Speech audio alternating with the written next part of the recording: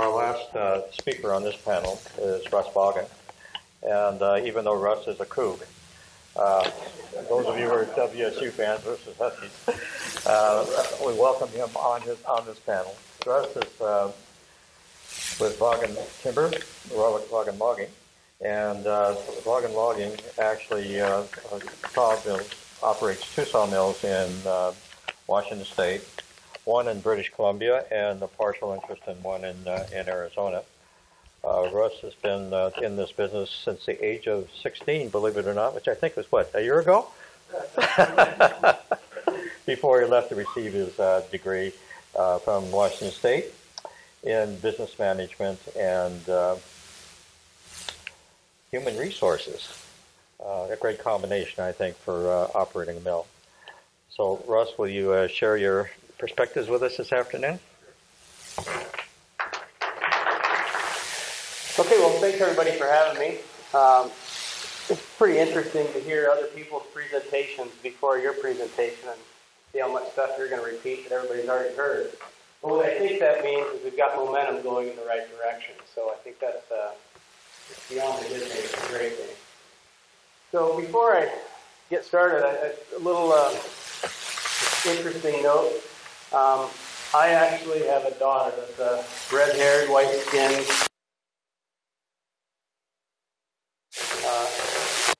Got a special place in my heart for sure. What I'm going to talk about here is National Forest, TFPA, and collaboration, and how I think they all go together.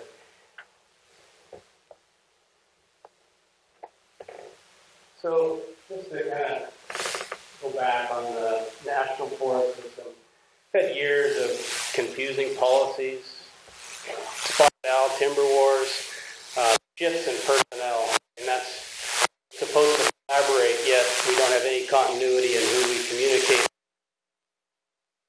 service. And we just are seeing that right now in Colville. Our forest supervisor who assured us that she was going to retire in Colville is taking a great opportunity in the Coconino in Arizona. I don't begrudge her for it, but she could have left out the "I'll retire here" part.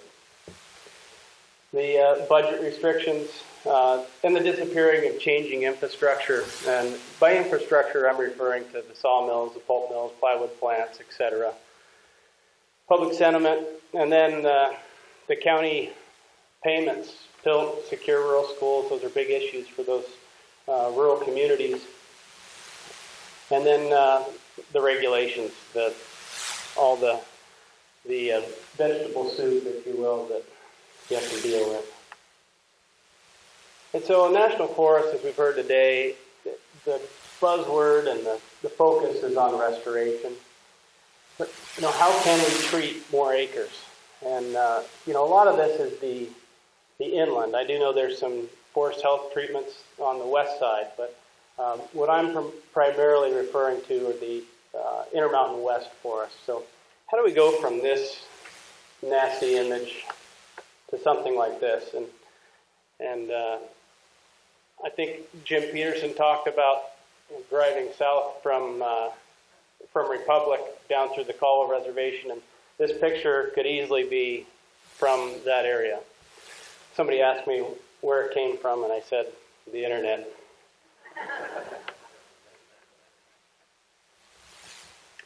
So we need a new plan. What we've been doing isn't working. Our national forest systems are getting further away from forest health every day. And I believe we need to use TFPA to get more done, specifically around Indian country. We need to support and build on small diameter infrastructure to pay for the materials.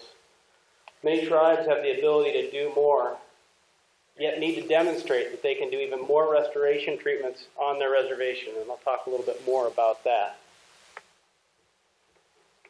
The Tribal Forest Protection Act, to me, is a key to managing forests near the reservation boundary. It allows the tribes to manage Forest Service projects that will help protect the tribal resources.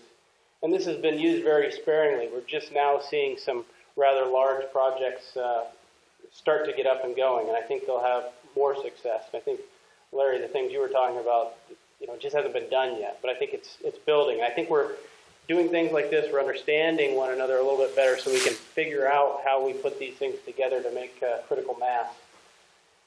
And I think the key is working with local stakeholders to make sure the tribes can maintain and build on the social license to operate, in particular off the reservation. Because in these landscapes, we're by the Colville Indian Reservation. It's over 1 million acres. It's essentially the same size as the Colville National Forest. And I'm probably one of 150 people that routinely go through the reservation from the town of Colville, which is 5,000 people, and it's 15 miles away. So a lot of people don't know how tribes are operating in Indian country because they just don't go there. So I think operating similar restoration projects on reservation land and demonstrating that will go a long way towards getting that social license. I'm not entirely sure the social license is required, but I'll talk a little bit about that too. I'll talk a little bit about collaboration from my vantage point. The Healthy Forest Restoration Act of 2003 is really where it got kicked off and became what everybody was trying to do. But collaboration was going on a few years before that. And I think we need to work to align our interests rather than fighting over our positions, because that was what we did with the timber wars, and it resulted in poor things happening in the community. So I'll talk specifically about our Northeast Washington Forestry Coalition. It's on the Colville National Forest. We actually came out before the Healthy Forest Restoration Act collaboration and the resource advisory committees and all that. It started with a conversation between a very known key environmentalist in our community and my father. And my dad invited Tim Coleman to come to our office and just see if there was some common ground to start out with. And it just kind of ironic that the nation as a whole adopted that with the HFRA in 2003. So we've, on the Colville, gone from under 20 million board feet in the late 90s to averaging over 40 million board feet over the last 5 years. I don't have the specific numbers, but I think we've been trying to target around 44 to 45 million board feet. And then we've got a target of 53 million board feet this year. And I believe that the difference on the Colville versus the other inland forest is primarily due to collaboration.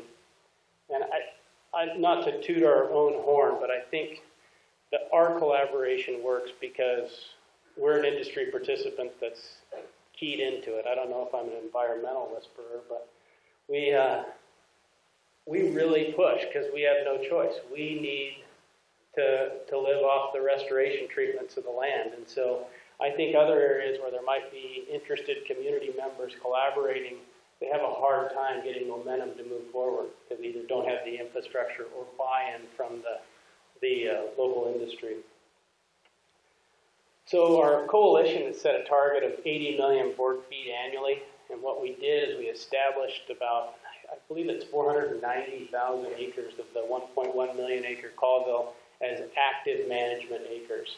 And then we used some LIDAR data, we removed some the sensitive habitat areas and the riparian zones and just rock outcroppings, everything that shouldn't be counted for timber. We removed that, and then we came up with an 80 million board feet average, and the environmental community that's been part of it has reiterated that, and we've stuck together with that. So we still have a long ways to go, even though we've had some success.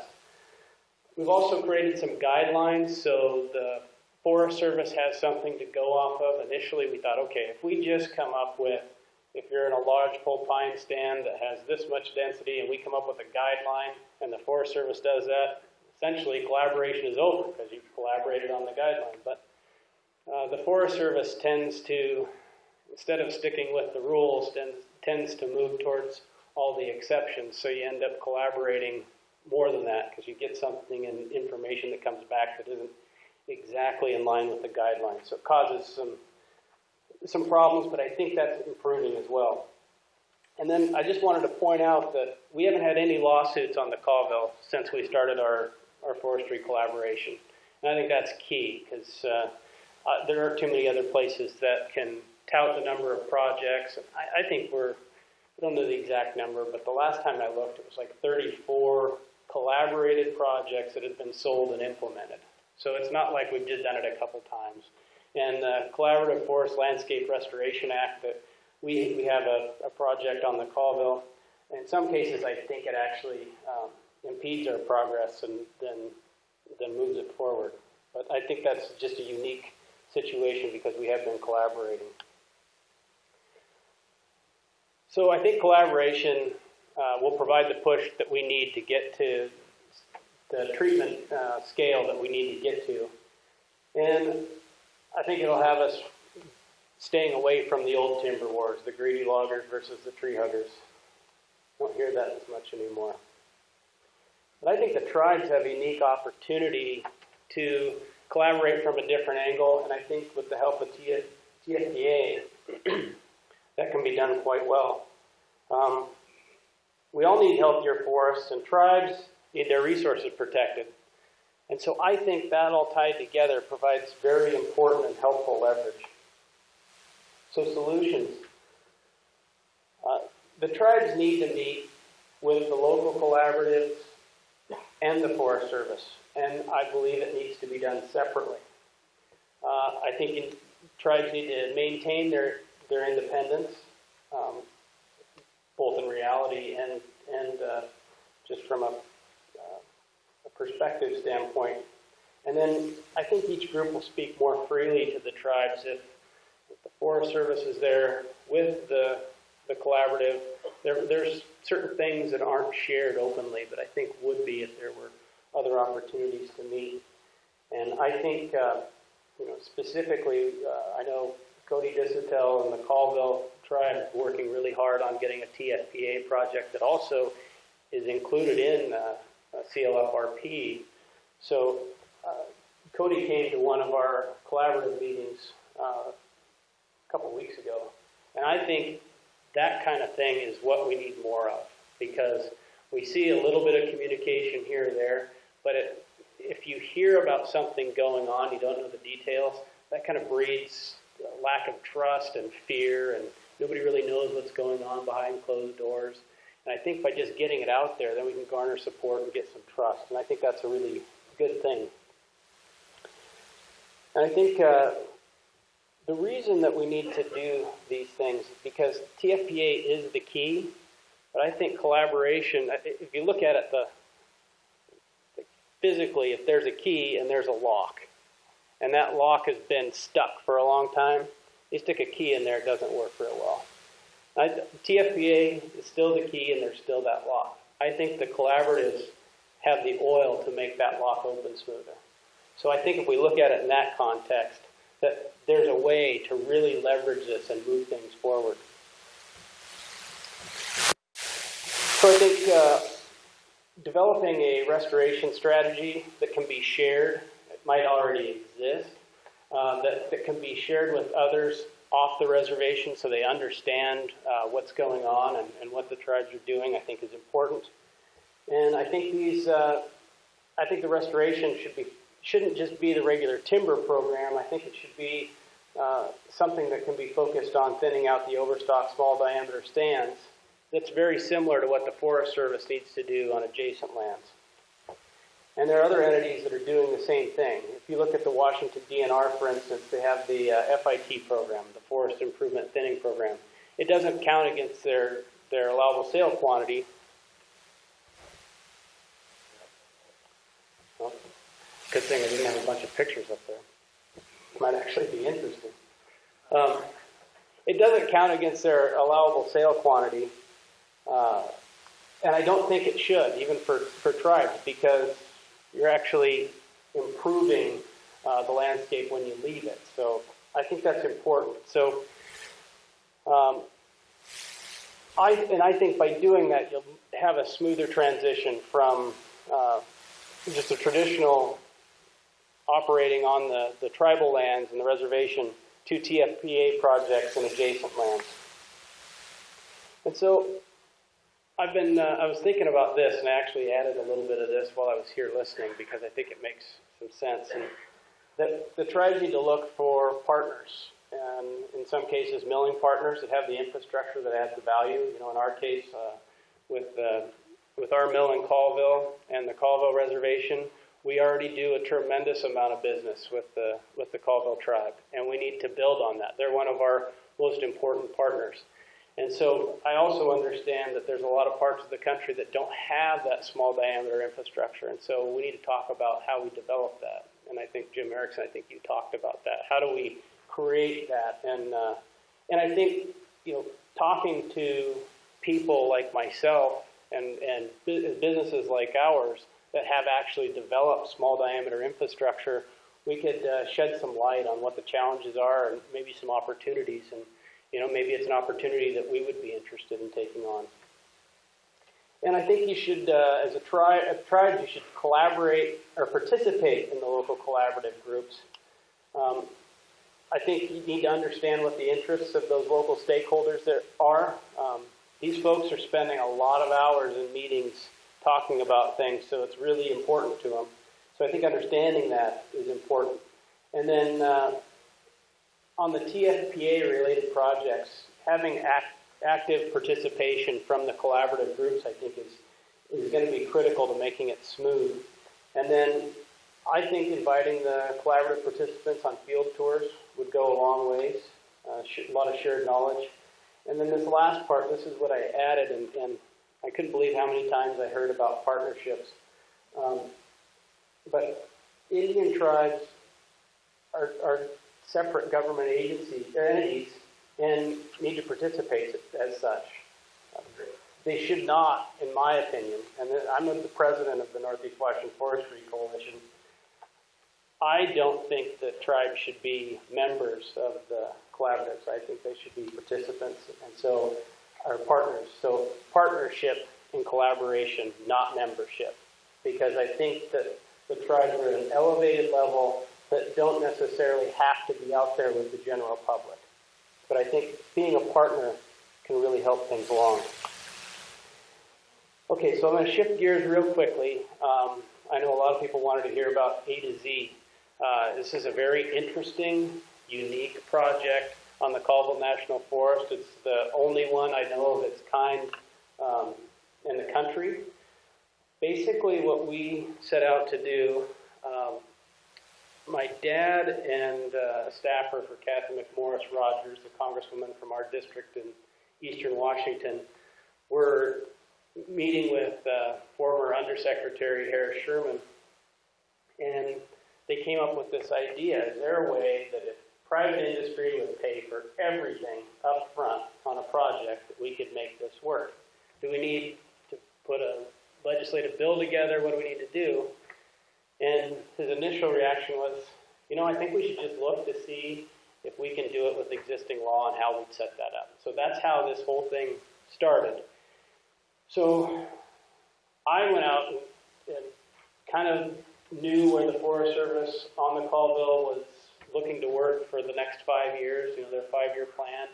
And I couldn't believe that there was a 54,000 acre area, probably starting 9 miles from town, heavy needed treatment, no inventory roadless areas, very little contentious areas in there that wasn't on the list for treatment at all in the next 5 years. So it kind of blew me away, but we circled this area. The Forest Service, locally, to their credit, accepted the challenge and worked with us on it. And then basically what they did is put out a request for proposal. And what we were going to do is get a third-party qualified NEPA contractor to come in and do the NEPA. And basic premise for this is kind of the we were practicing the definition of insanity, you know, where you do the same thing over and over again and expect a different result. Well, the Forest Service kept telling us we don't have more people, we don't have more money. So, but we kept asking for more timber. So we decided, well, why don't we do it without your people and without your money? So that's how that kind of came about. So we put out some proposals for contractors, just like you would for logging contractors, and we found Kramer Fish Sciences based in Lacey, Washington, and they were prepared to put a team together that could complete the environmental analysis. And they did the first phase. The project's broken up into two phases, basically the North Fork, which is about a third of the project, and then the Middle and South Fork is the other two-thirds. And they completed the entire NEPA in about a year.